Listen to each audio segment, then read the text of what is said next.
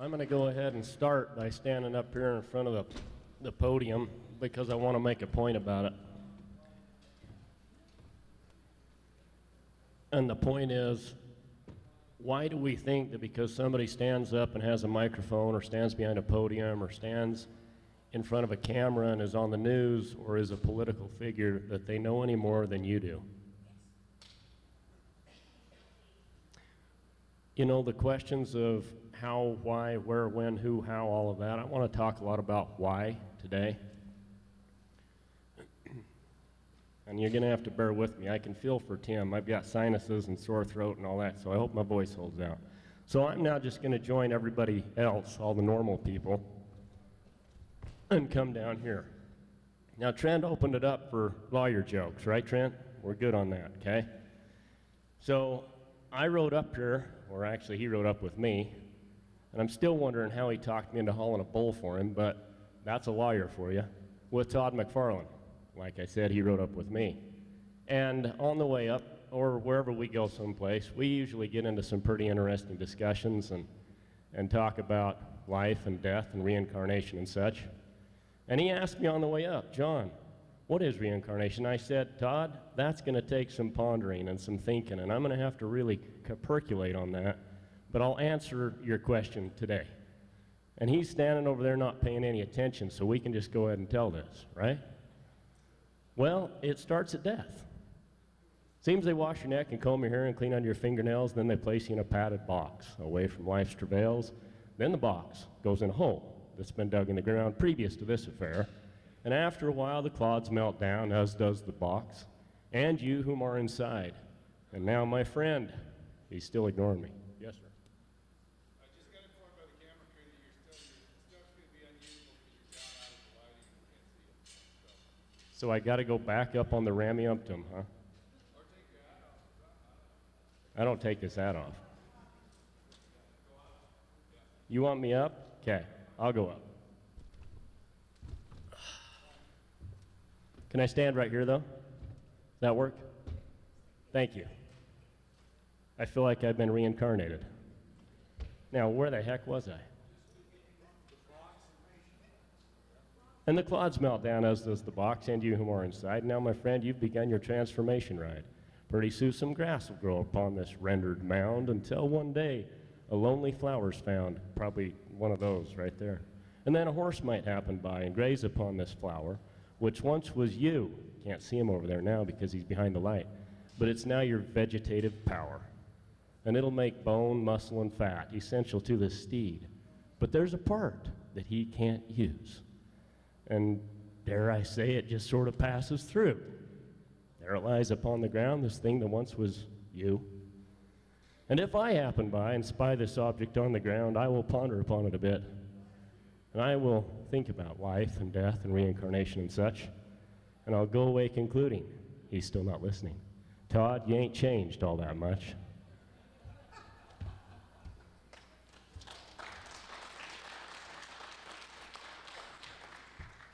Now you may ask, why did I want to bother telling that little poem? And there's two main reasons. One, it damn sure better be funny, right, Trent? Right, it's important. And two, the why. Why? Why are we here? Why do we do what we do? Why do we say the things we say, go the places we go? I just had a conversation with a good friend of mine. He said, time and time again, I see good people doing good things, but they only go halfway. Think about that. There's a quote on here, by the way. I don't have a talk written. I didn't bring any fancy slides. I'm not playing any videos today. I just figured I'd talk to you. It's a little bit different than usual. So I'm just kind of coming up with what I came up with. Right here on this subscription for Range Magazine, she's got a quote. If we do not stand up to be counted, we will have to line up to be numbered. Ronald Reagan. Now I do have a few quotes I want to share with you today. Straight out of Range Magazine. There's two.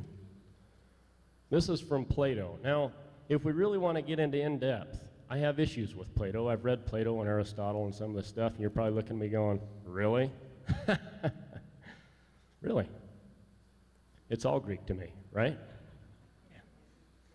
If you do not take an interest in the affairs of your government, then you are doomed to live under the rule of fools. Plato. Now, coming back to my point that I made at first, why do we have this thing with somebody behind a podium or with a microphone or in a public office? Just for curiosity, this is the only thing I prepared for today. And yes, I am going to get to the point. On the program, it says I'm going to talk about the effect of fire on all of the above. And I guess that's because I'm at the bottom of the list, so it's everything above that. And I am going to tell a story about 2 ranches and a fire. But I want to finish my point about everybody's just people. We all got here the same way. I personally walked in through that door right over there. President George W. Bush, August 5th, 2004. Our enemies are innovative and resourceful, and so are we. They never stop thinking about new ways to harm our country and our people, and neither do we. Think about that. Commentary. This unfortunate choice of wording resulted in what might be the most unintentionally honest statement he made as president. Now, lest you think I'm going to pick on any one party, I'm a firm believer that when George Washington warned us against having a 2-party system, that he was right. Everybody's heard this one. Bill Clinton. It all depends on what the meaning of the word is, right? Now that's a name. But there's one more. Nancy Pelosi. But we have to pass the bill so that you can find out what is in it, away from the fog of controversy. Okay, I think that's not even a mistake. She actually meant to say what she said. Now, a little bit earlier, a gentleman introduced himself and said he was from Washington, D.C., and I said, well, it could be worse. But I've been thinking about it since then, and I decided I was wrong. The only good thing about being from Washington, D.C. is if you're far from Washington, D.C.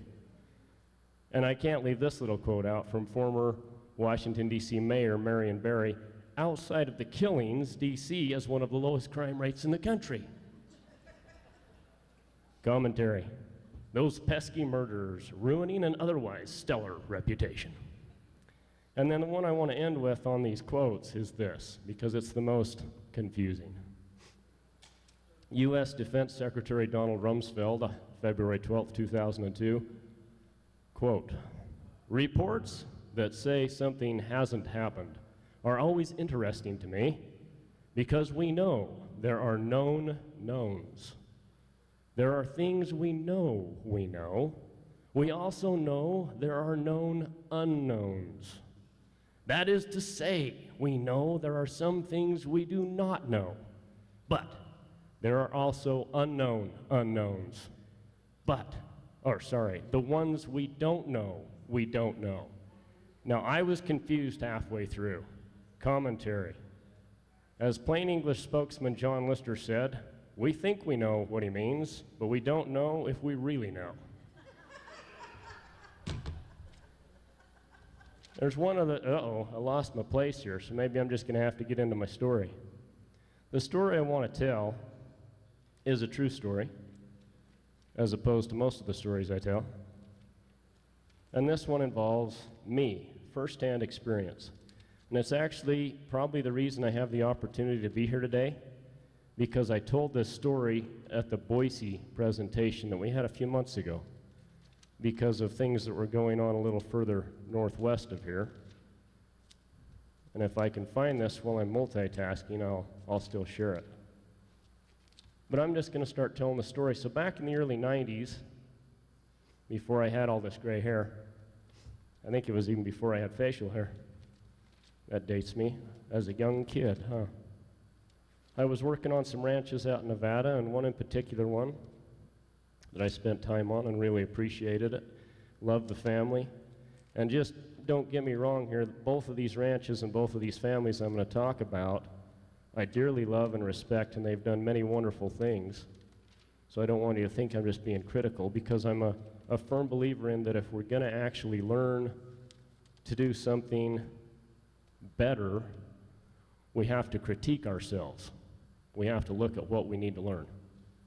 So as a kid, one day, the owner's son, one of the owner's sons, and a couple of us rode up to town. I think it was a Sunday. It was a Sunday. Now, why we didn't stay until that night, I'm not really sure, other than we probably had to get home to do chores. So we're going home late afternoon, thunderstorms have rolled up on the mountains, and we saw the lightning strike. The lightning hits, we're southbound down the dirt road, we see it hit, boom, smoke starts coming up. And so we're the ones, I don't know if you remember those old bag phones, you know, the really cool ones, the ones I really liked because I could keep it in my truck and nobody could pester me. It could just stay there. Sorry, I wasn't in the truck, I couldn't hear the phone. We picked up the bag phone and called the ranch, and they headed up and met us, and we found the closest road and the closest gate, and we all got up there. And I still remember to this day, both he, the son, and me saying, please bring our work boots because we don't want to take our nice handmade Wilsons up there, right? You guys can appreciate that. So we get up there, and people turn out in mass, and it's the ranchers and the farmers and the people from the valley. And we start getting after that fire with the good old things that work, shovels and axes and wet gunny sacks. And we start putting the fire out. And it's not that big at this point. We get around it, and you know, I always laugh about the idea of how much contained the fire is. You always hear that on reports. Well, we have the fire 87.2% contained. Really? If it's still burning, then it's not contained, okay? So we get around it, and I would say, without giving out a percentage, that we had it mostly contained. I still remember there was a spot where it was getting up into some brush that we knew it would give us trouble without better equipment, but we figured once it got through that brush, we could hit it and get around it again in the sagebrush and the grass. So we're out there on the fire line putting it out. Well, it's not very long, and all of a sudden you hear a bullhorn. Remember my thing about a podium? So we hear bullhorn come up, and it's these guys pull up in, you guessed it, BLM Forest Service hotshot trucks. Bullhorn, everybody come back to the trucks, come back, we gotta get organized here so we can put this fire out. What happened? If you want to throw out a percentage, 80%. I like percentages. We all know that 86.3% of statistics are made up on the spot, right? So 80%, or otherwise known as the thundering herd, back to the trucks. Yes, sir. What do we need to do, sir? And I don't mean that to disparage them, because it's a mindset. It's what's going on in you. It's who you are and how you act. And it's not necessarily your fault. It's part of what you are. But you can change it.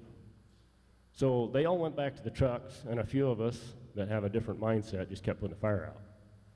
And we just kept on going, and we were almost up to that big brushy spot where we knew we were just going to let it get through and then put it out on the other side. And nobody had come back because they're still organizing. We have to be organized. We have to be told what to do. I'm going to cut out about 3 days now, okay? The fire went down, and the fire came up, and the nights came, and it got cool, and the fire bosses got changed at least 3 times that I remember. I'll get to that point again here in a second. And it got to the night where it was just north of the OX Ranch. And it was burning down through that country nice and slow because it's nighttime and it's cool. There's no wind. And the guy that I was working with, he said, you know, what we're going to do is we're going to go home. We're going to get about 3 hours of sleep. We're going to come back at about 2:30 in the morning, and we're going to put this fire out. So we drove back to the ranch, filled up our water barrels in the back of the pickup, sharpened our shovels, etc., and went to bed. We got up. We drove back up there. We drove through the yard of the other ranch. What did we see? Trucks galore, lights flashing, people everywhere. This is 2, 3 o'clock in the morning. What are they doing? Nothing. Oh, wait a minute. They're racking up their bill. They're increasing their budget for the next year. Huh. We drove right through the middle of that in our old crew cab white Chevy pickup and drove on up there. And I remember we pulled over where the fire line was coming along, right by the road. And one of the boys jumped out, cut through the fence, and we headed on up the fire line, and we were just whooping and stomping and putting it out. We probably put out a half a mile of fire line before 2 of those little trucks came up there and started spraying kind of along behind us, sort of like, well, I guess you make us look bad, so we better come and do something. Shh. So we put the fire out. The south side of that fire was done. Good job, right? Let's go home. Catch a few more hours of sleep. We'd been there 3 or 4 hours. The next day, wind picks up, gets hot. You know what happened? They let it get away. The next day is when it almost burned that ranch down to the ground. And that's part of the point I want to get to. Lest you think I'm just beating on firefighters, I am one. I've been a member of the volunteer fire departments in every place I've lived. So the next day, we're dealing with that fire coming down through their old equipment yard. And this is part of the point I want to get to. 6-foot tall sagebrush. Grass growing up here, hasn't been grazed. Whose fault is that? That's the rancher's fault. The first ranch, he had his place run properly. He could leave and go help the neighbors because he had his place pre-planned and prepared that it would not be a hazard from the fire. I think there's important whys there. Why? So it takes off and comes racing down through there, and I still feel guilty to this day in a way because it was me and one of his boys that got the old pony motor cat. You know, I don't know if anybody knows what a pony motor is. Somebody's got to know what a pony motor is on a cat. So you have a little gas engine that you have to start to get your big diesel engine to run your dozer. We're talking old machinery here. And he couldn't get it running. And so it was me and this other guy that went and cleaned the float bowl and got the fuel flowing and got his pony motor running so he could start his cat. He ended up getting burned off of that cat. The only way he was saved was because somebody came in and dropped a load of retardant right on him. Why? What are we doing wrong? Let's critique, let's look, let's learn. What did those ranchers do that they could have done better? Now, I'm going to tell you this, those same ranchers put a lot of effort and energy and resources into other places to help other people. This was just one aspect, part of the balance. You know, we hear about the balance in nature, right? Some pseudo-environmentalists talk about the balance of nature, and really what they talk about is things like the wild horses. They want to let them go until, like we've seen today, until they crash. That's not a balance. A balance is a stewardship. A balance is something that we have responsibility over. Do I want a government that their sole intent and purpose is what George W. Bush's accidental, honest quote there is? Do I want a government that encourages the actions of those firefighters? Now let me get to the point with, I mentioned earlier the 3 fire bosses. I met the last 2. The second to the last one, now any cowboy is going to understand this. You can tell a lot from your outfit, right? Well, I could tell right off this guy wasn't a firefighter. He was dressed to the max. He had all the gear on, and he had, oh yeah, he looked great. Brand new shiny shirt, brand new shiny helmet, brand new shiny boots. Right. He's a real hand, right? He was there to help run the bill up. He was probably some bureaucrat that needed a little on the line time, you know, make it look better on his resume, etc. When they finally run the bill up enough, and this isn't me saying this, I think a lot of you have seen this kind of thing. When they'd finally run the bill up enough, they called in the real guy. And he had it out in 4 hours on a hot afternoon because he knew what he was doing. And he didn't have the clipboard in his hand that the other guy had. He had a Pulaski in his hand, and he showed up with smoke smudges that had been washed multiple times out of his clothes. There's good people in government. There are. Careful, don't throw anything. There are. How do we work with them? We know there's problems. We've gotten to the point where if you study history and if you study the founders and if you read, like I alluded to earlier, George Washington talking about a 2-party system, you'll realize that it's going to be mighty hard to fix it. Let me circle around that herd for just a second. Had a conversation with one of the Utah State reps at a presentation that we went.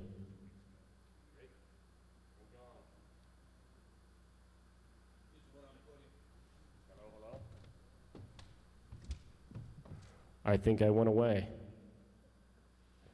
Can you hear me now? Okay, I'm stuck with this thing.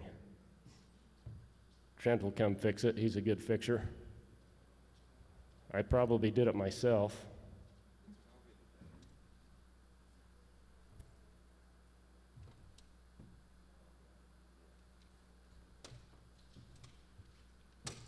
I'll work with this. It's called being flexible. You got to be kind of flexible to get up here. There. Now I can feel more relaxed. So, now I forgot where I was. It'll come back. In the meantime, I'm going to share this other thing that I wanted to out of Range Magazine. By the way, subscribe and buy some for some other people too. This is in the letters section. And this is going to be kind of hard for me. So this is somebody writing this letter not as a comment, but directly to Range Magazine. It all of a sudden got blurry. Appreciate your work on these BLM/Fish and Wildlife Service criminal acts. We can't let this be forgotten. Also, can't let the death of Lavoy Finicum be in vain. It's so sad to finance these agencies to harass good, hard-working patriots, now known as terrorists. Once they hang that designation on a person, anything goes. Stay strong and keep educating people. Barb Otto, via email.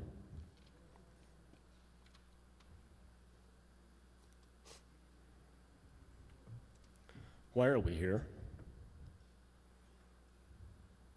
Trent asked me what kind of introduction I wanted, and I said, if you want to say anything, say that the reason I'm here is because I want my kids to have the chance to grow up the way I did.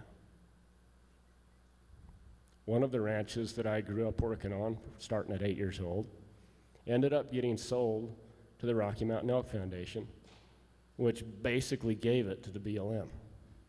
They went in and burned down all the improvements, all the old homesteads that I grew up with.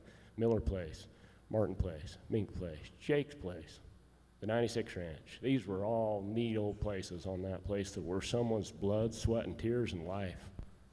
Poof, gone. The meadows that I grew up on, the hilltop meadow, 40 acres on top of this mountain. I swear, it looked like the ditch ran uphill. You know how pioneers were pretty good at that sort of thing. We produced hay on there and fed it with a team and a bobsled. When they pulled everything off of it, they didn't restock it, and so everything grew up and they didn't water anything. So a few years went by and it burned, and it didn't just burn, because, you know, that's not nature then. That's not natural.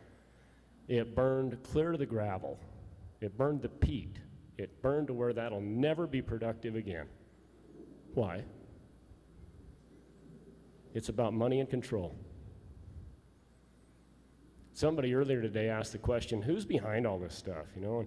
And I get blamed sometimes. Oh, you're a conspiracy theorist, right? No, John. Or I mean, no, that's me. I'm John. I got to keep track of those things. No, I'm a conspiracy factist. What's a conspiracy? It's just where people get together and try and do something that other people don't know about. There's conspiracies all over the place. Okay? If you want to get a handle on what's going on and what's been going on for 100+ years, read The President Makers by Don Fotheringham. Write it down.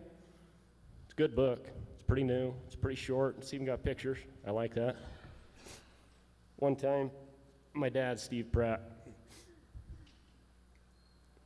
he was trying to get my brother, my older brother, to read some material, and my brother's big argument was, it's just too long.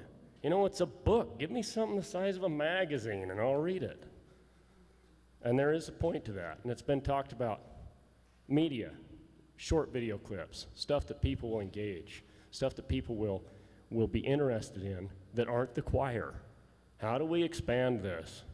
One night my dad was giving a presentation on constitutional history, and somebody in the back, at some point in the presentation he said, I realize I'm just speaking to the choir, and some guy in the back piped up and said, yeah, but we don't know all the songs yet. How do we expand? The gentleman that I just had the discussion with about his frustration about, I've been seeing people do this stuff for 40 years, and they go halfway. What do we do to change that? And how do we make it grow? to others. I've got a good friend. Boy, that's another surprise. I'm full of surprises today. I've got more than one good friend. And this other good friend, he's got a lot of good sayings. He's about, I'm not sure how old he is, 80-something now, lifetime mechanic. Cowboy friend with a mechanic? That's weird.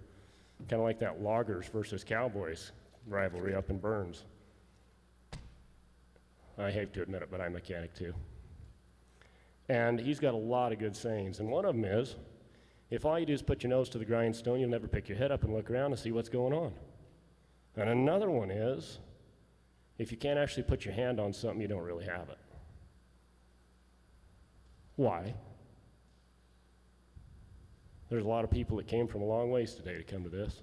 By the way, it's already been thanked and rethanked, but I personally want to thank Mr. Lucas and Mrs. Smith for putting the time, the effort, and the finances into this. Trent said it earlier. Man, they hoped for huge. They wanted hundreds. So what we've got is the cream of the crop. Why? What difference are we going to make? I followed my dad around for years, and he would go and give presentations. And I'd be the guy manning the book table and packing the books in and out. And there was a point when I was just a little kid where he said, I'm done, because I can't tell that I'm making any difference. That same gentleman that I talked to just a little bit ago, he said, he said, the way I feel, he said, I could have been standing in the corner talking to the concrete wall for the last 40 years for all the difference I can see that's made. Now that's kind of a sad outlook, isn't it? What are we going to do different? We got to critique. We got to figure that out. I love the idea of minding my own business. The way I've heard it put a lot of times, and I'm not going to really try and bring any religion into this, but there is a founding principle on which this country was based, and that is the principles of the teachings of Jesus Christ. In the year of our Lord, July 4, 1776, et cetera, et cetera. I mean, it's blatant. It's all over. I'm not sure the less if you actually get into it and read things like the Jefferson Bible. And no, I haven't bothered reading or learning Latin, French, and Hebrew like he did so that I could do it all like he did. I just read the English version of his compilation. Jesus Christ, his teachings.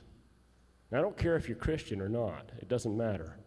Because his teachings see a bigger picture than all of that. And that's what this country was founded on. Why? How do we bring it around? And this is now where I picked back up a little bit ago. You probably forgot because I darn near did. I started to say that the way I see it is that we've gone too far down the road to fix it the way it was meant to be fixed. The checks and balances have been long since and run around. They've been long since eroded away.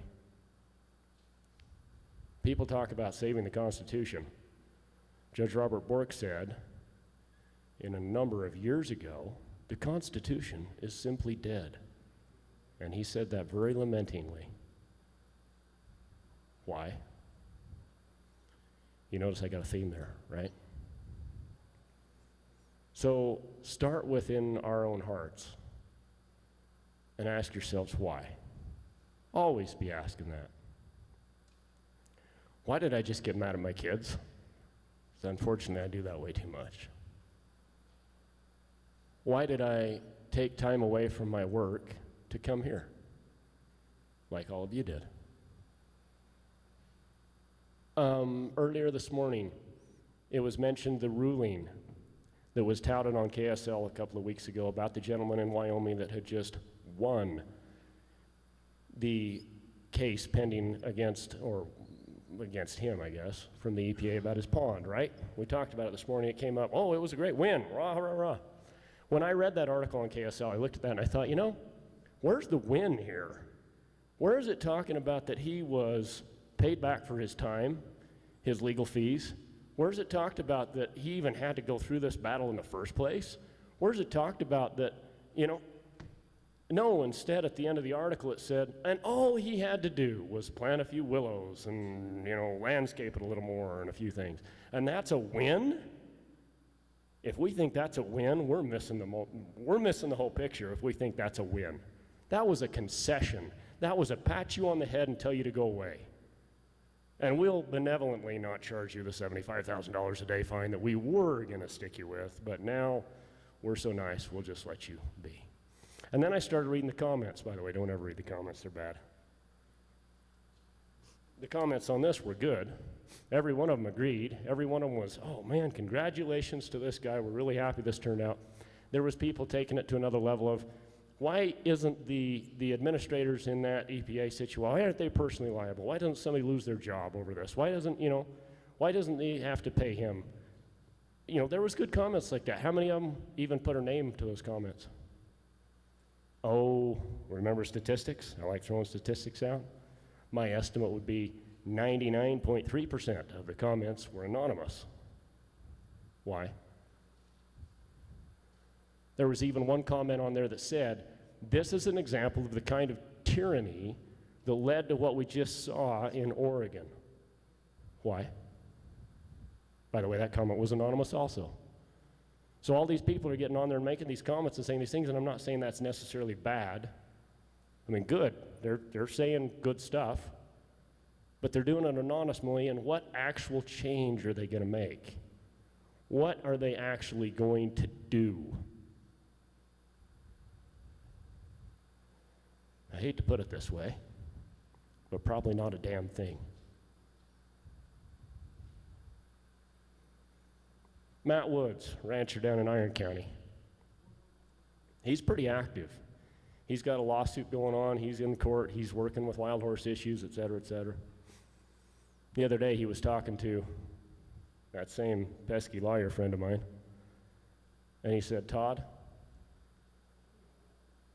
my grandpa, he said, he was bitter when all these BLM regulations and everything started coming in and controlling our very lives.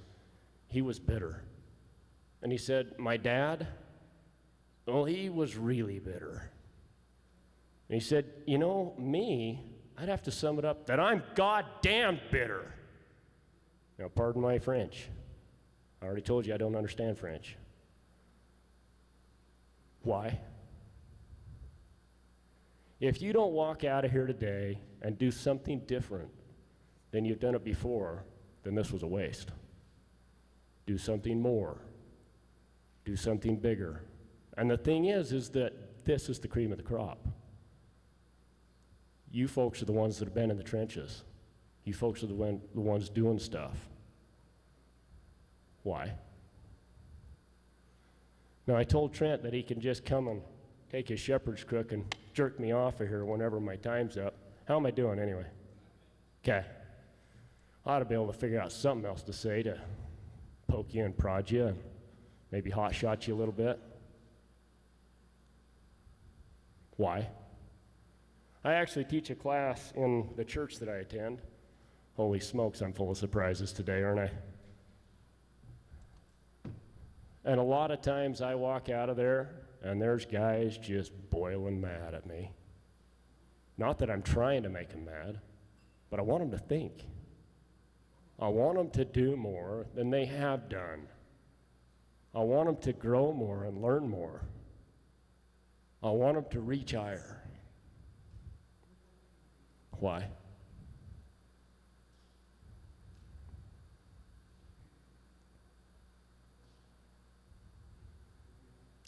Let's not dwell on the past, let's learn from it.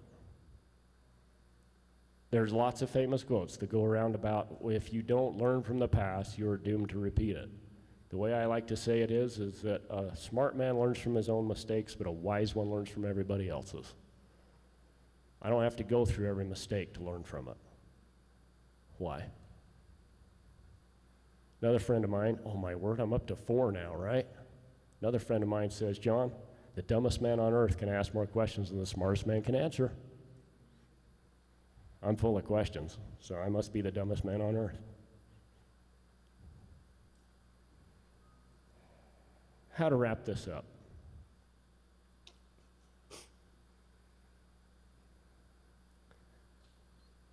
anytime somebody is manipulative, controlling, I don't care what their motive is. It can be a good motive. They can be for the safety of the children, which gets thrown around all too much.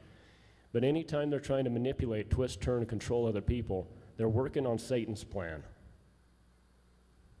And once again, I don't care if you're religious or not. There are always, Thomas Jefferson said it, in every country and in every time, there are always two contending forces. Why? And yet every time, if you base it on choice, if you teach true principles, lead by example, are charitable to your fellow men,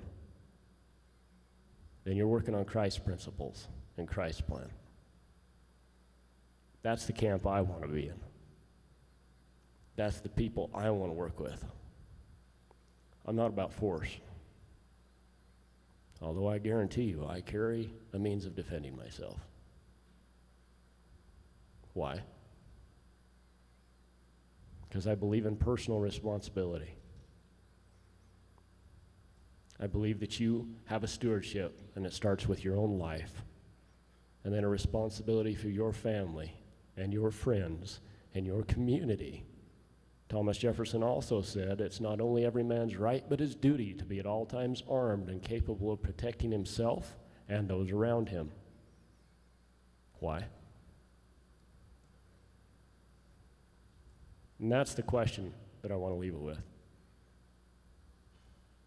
I already said it, but I hope you're just a little bit uncomfortable.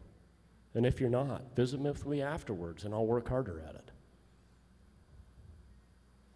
Thank you for your time. Thank you for being here. Take care.